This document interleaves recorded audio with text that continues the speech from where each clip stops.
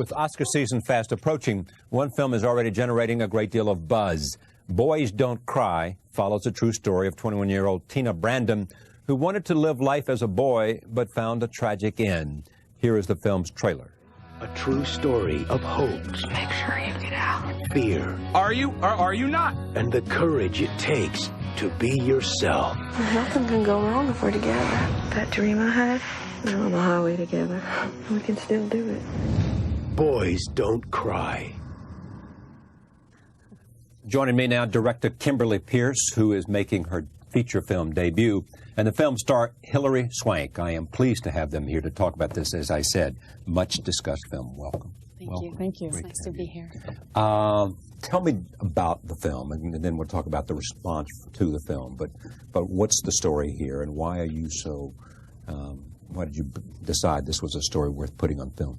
Sure. You know, I was always interested in women who had passed as men, who were like pirates and adventurers, sailors, like kind of throughout time. And I was writing a script on another person who passed as a man, and I probed into it and found out that this woman actually was doing it to survive. And I was more interested in stories of identity. So I picked up the Village Voice in April of 1994, and I just read this extraordinary story, you know, the life and death of Brandon Tina. And that's the story of a girl who dressed up as a boy and went out, you know, asked girls out, basically was looking for love and acceptance and found it. And it came to a tragic end, but kind of in the course of it, she, as a boy, ended up finding kind of her deeper, truer sense of herself. What is it about that kind of story that you think makes it so compelling for you? I fell in love with Brandon.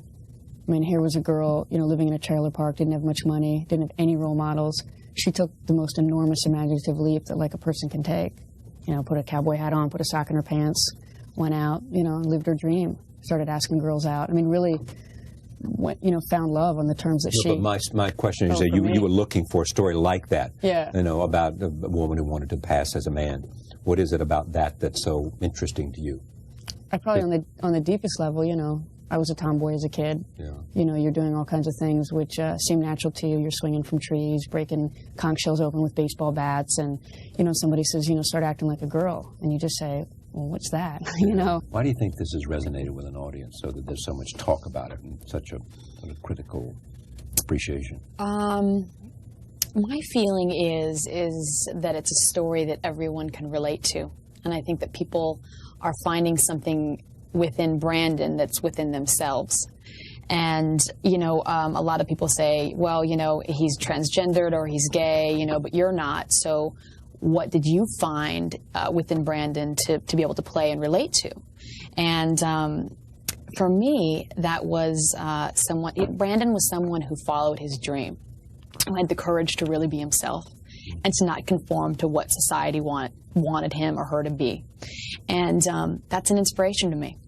And I hope that I can live my life as fully as Brandon lived his life in his 21 years. And, you know, having the courage to be myself. Yeah, willing to take chances to be yourself. That's right. What's the hardest thing about putting that character on the screen?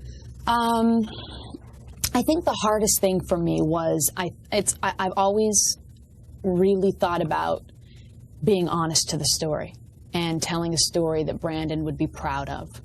And it's hard, you know, when you're just doing a story that is just made up and just fiction. It's, you know, you have a lot of leeway and you have a lot of creativity. But with this movie, you know, these are real people and this was someone's life. And so you feel a really strong just pull to be able to do it honestly. And so that wasn't the hard, I mean, it wasn't hard to do that. It was just, it took a lot of effort to do the research and to do the work and to actually pass as a boy. Because when I got this role, I didn't want to do it unless I could pass as a boy. So part of our work, the transformation process for me was 4 weeks of living my life as a boy. Did you know you could do it? Or you had to find out? I had to find out. I mean, what are you smiling for again? I'm smiling because it took 3 years to find her. Actually, when she was talking, the thing that popped in my mind was, how hard was it to find the right one? Oh, near impossible. There was no guarantee that the world was going to give us another version of Brandon.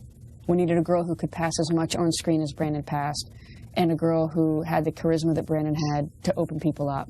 And I looked at probably 1,000 girls over 3 years, and nobody had it. I looked at, you know, butch lesbians and transsexuals who in real life could pass, but on screen couldn't pass.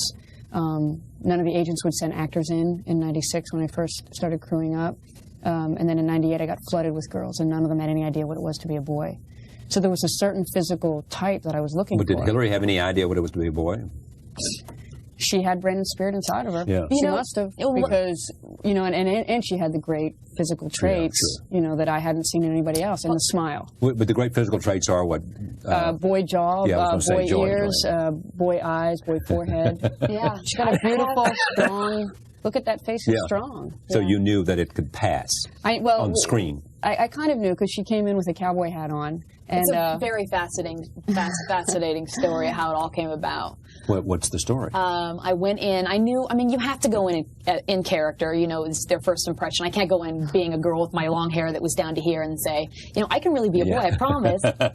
Wink, wink, you know, girly. So which I saw with other girls. Oh, you did? Yeah. So I wore my husband's clothes. I'm married. I wore my husband's clothes. I strapped and packed. That's what I call it, strapping my breasts and putting a sock in my pants.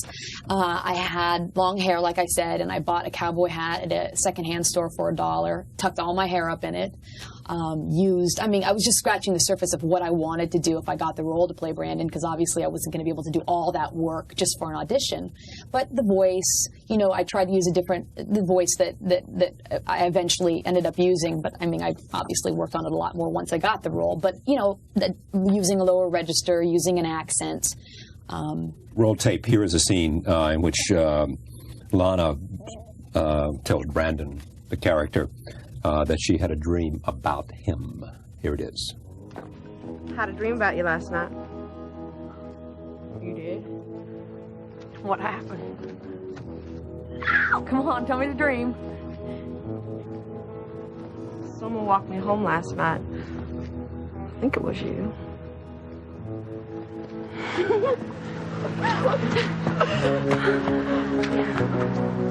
Lana, time to go to work. When you watch it, what do you see? I see a movie that I'm very proud of. I think we definitely captured everything that I was looking to capture in the movie. I think the performances all across the board were absolutely amazing. I think the cinematography is beautiful. I think it's an amazing, amazing directorial debut for Kim. I can't believe it's her first movie. I'm really proud of it. I'm really, really proud of this movie. And it does for you? I mean, it obviously brings attention to you. Oh, absolutely. I mean, it's definitely changed things in my career. I'm definitely getting a newfound respect, which is really humbling and makes me feel really good. Thank you both for coming. It opened in limited release on October 23rd. It goes, as they say, wide on November 12th. Is that, as far as you know, that's correct? As far as I know, as they figure it out. Congratulations. Thank you so much. You know, this has been how many years, a labor of love for you? 5.5 years. 5.5, and you spent what? A year. Yeah, it's been a year now. We were filming. Yeah, a year. Okay. Yeah. If you love films, you will love not only the story, but the story behind the story and the making of film and the film itself. Thank you very much. Thank you. Thank you. Thank you for joining us. See you next time.